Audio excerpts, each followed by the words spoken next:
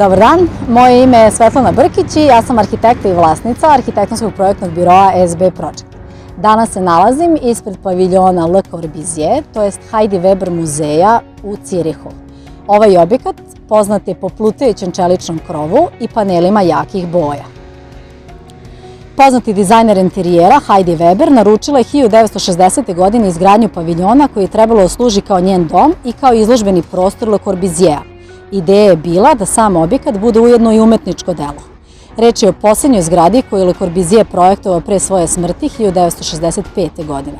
Paviljon je završen 1967. godine i predstavlja svedočanstvo Corbusierovog umeća kao arhitekte, slikara i skulptora. Osnovne karakteristike zgrade su upotreba betona, kamena, repeticija, a posebno upotreba čelika, preko kog Corbusier istražuje prefabrikovanu gradnju i slobodu kroz modularnost kojom se postiže potpuno otvoren plan paviljona. Zgrada se sastoji iz dva osnovna elementa, plutajućeg krova i dvoetažne forme objekta postavljena na betonskom podu.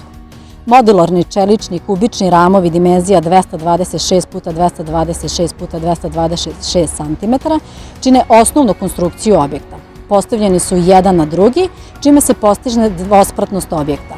Svi neophodni elementi, uključujući zidove, prozori i vrata, umetnuti su u ove ramove. Čelična krovna forma omogućavala je zaštitu od sunca i kiše tokom izgradnje objekta, a danas prekriva čitav paviljon i predstavlja ključni estetski element. Dominantni fasadni paneli u boji raspoređeni su u pravilnom ritmu.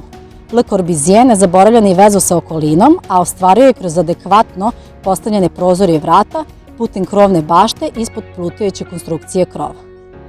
Ukoliko vas put navede u Cirih, toplo preporučujemo da posetite ovo remek delo arhitekture. Pozdrav iz Švajcarske, do narednog videa!